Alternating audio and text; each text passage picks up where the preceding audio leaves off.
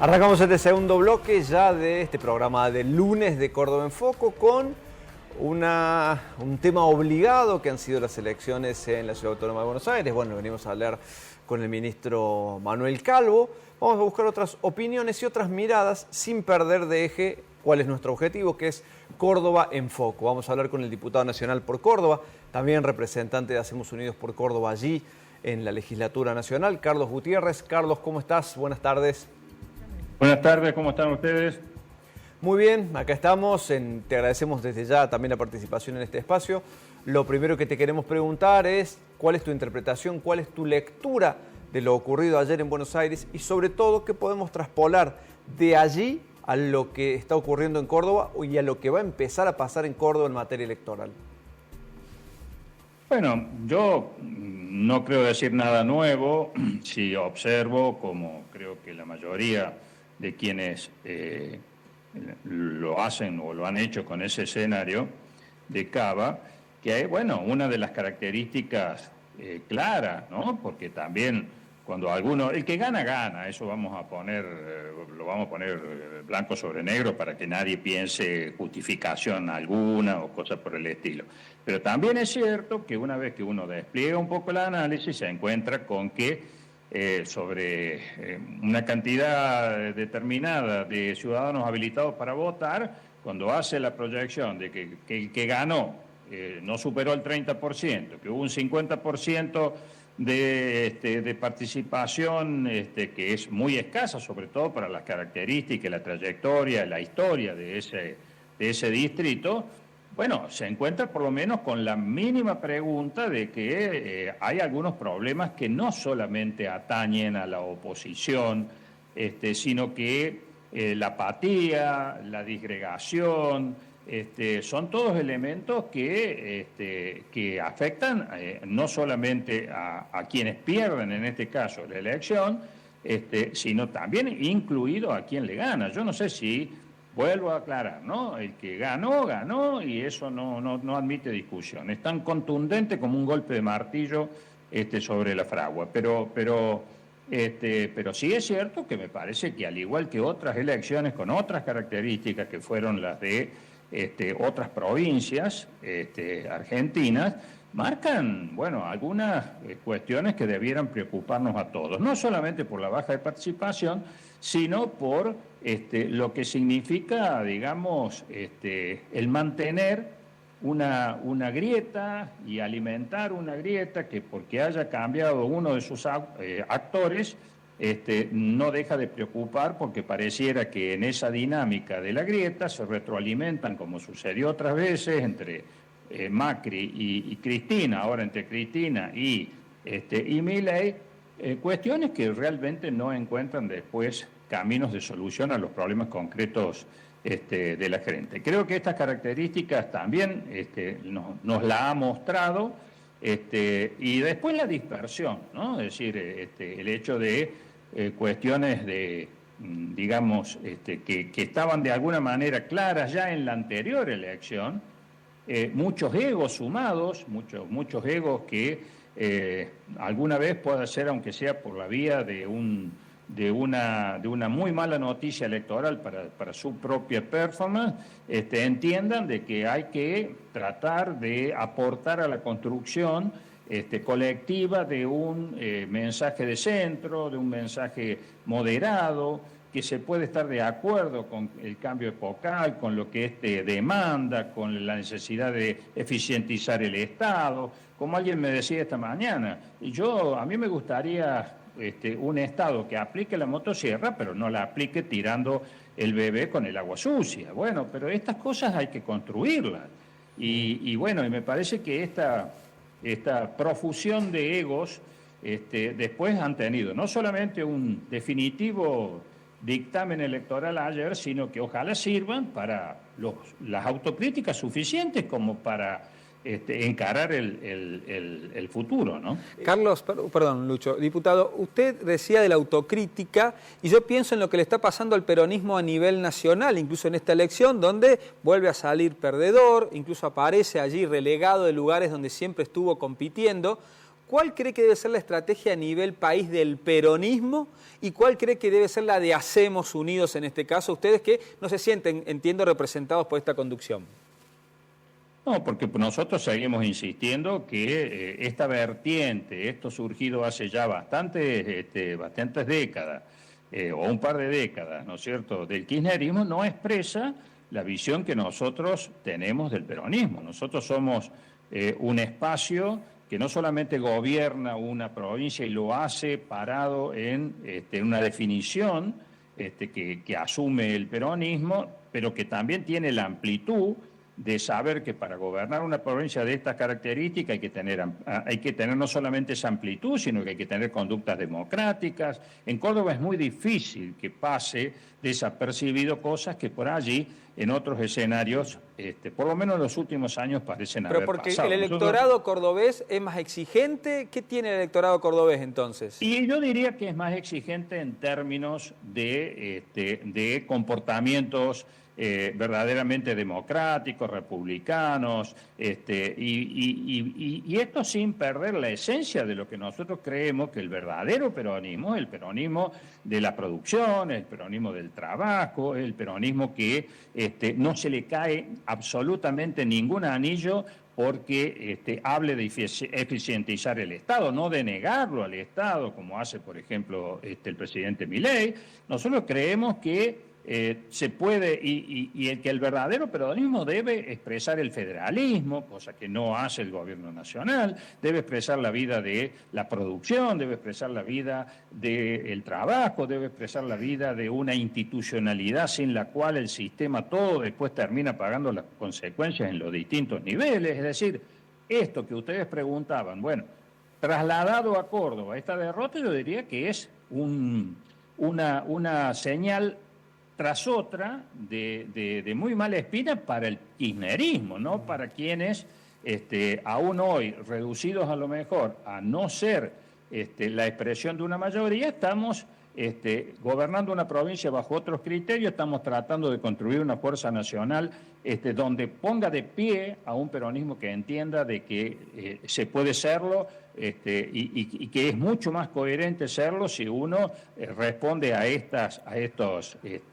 definiciones que yo intentaba dar recién, y después tener la amplitud para convocar y ser parte de una construcción mucho más amplia que tienda a fortalecer, no esta cuestión del centro, porque si el kirchnerismo es la izquierda, la verdad, digamos, y si el kirchnerismo es el progresismo, bueno, yo entiendo por progresismo otra cosa. Yo creo que progresismo es tener un programa como nosotros pusimos desde hace muchos años en manos de los cordobeses como el primer paso, como un escalón anterior a conseguir un empleo definitivo. Creemos de que hay que regular o hay que asistir a la demanda y no a la oferta. Bueno, en fin, hay una serie de cuestiones que nos diferencian y que nosotros intentamos trasladar, construirlas y seguir construyéndolas en Córdoba, en este caso de la mano del gobernador Yarlora y de todas las fuerzas que nos acompañan, y a nivel nacional es lo mismo que estamos tratando de hacer con Juan Schiaretti. Carlos,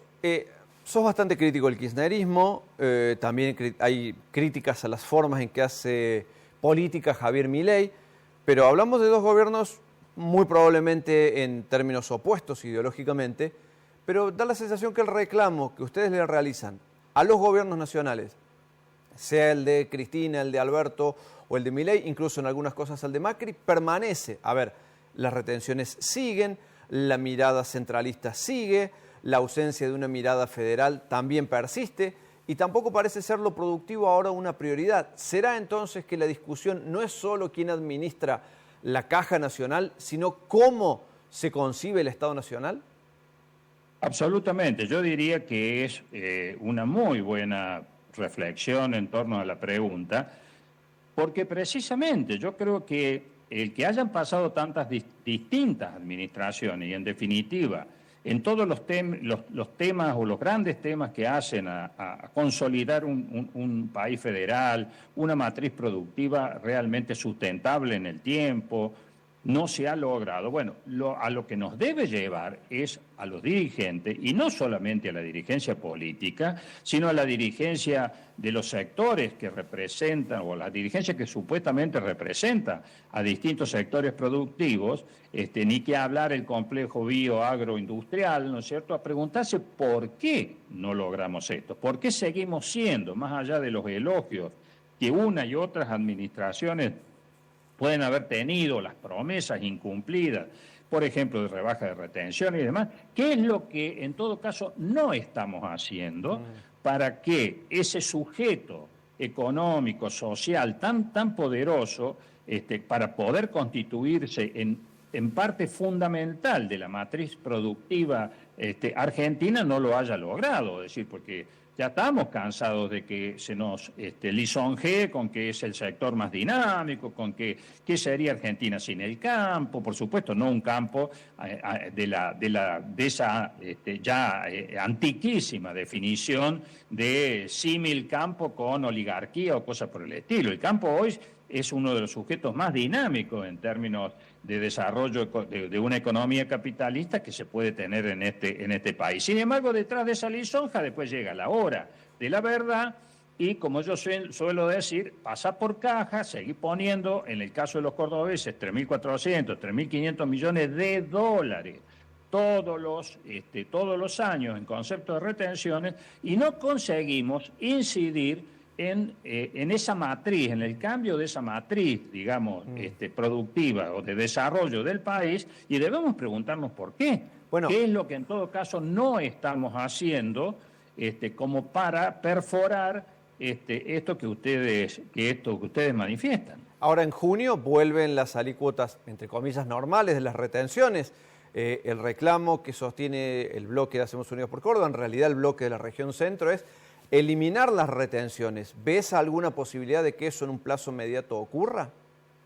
Bueno, nosotros impulsamos, yo en particular, con la diputada Torre y con el bloque nuestro, impulsamos un proyecto que era muy simple y sigue siendo muy simple. Es decir, mientras discutimos el fondo de la cuestión, que es ¿cómo hacemos para llevar las retenciones a cero, sin desfinanciar el Estado, sin incurrir en cuestiones de alguna manera irresponsables desde el punto de vista fiscal y cosas por el estilo? Por lo menos garanticemos que las retenciones no vuelvan a subir, porque si no nos encontraríamos con que en la zona núcleo, por ejemplo, que vuelvan a subir las retenciones a las posiciones anteriores al decreto que el propio Milei sacó y ahora quiere volver para atrás, significarían un 11, un 12% de pérdida de rentabilidad en la zona pampeana. En la zona extra pampeana esto llega o supera el 30 y pico por ciento. Entonces, digo, me parece que esto lo intentamos hacer y oh sorpresa, como una especie de hermano menor de lo que pasó con Ficha Limpia,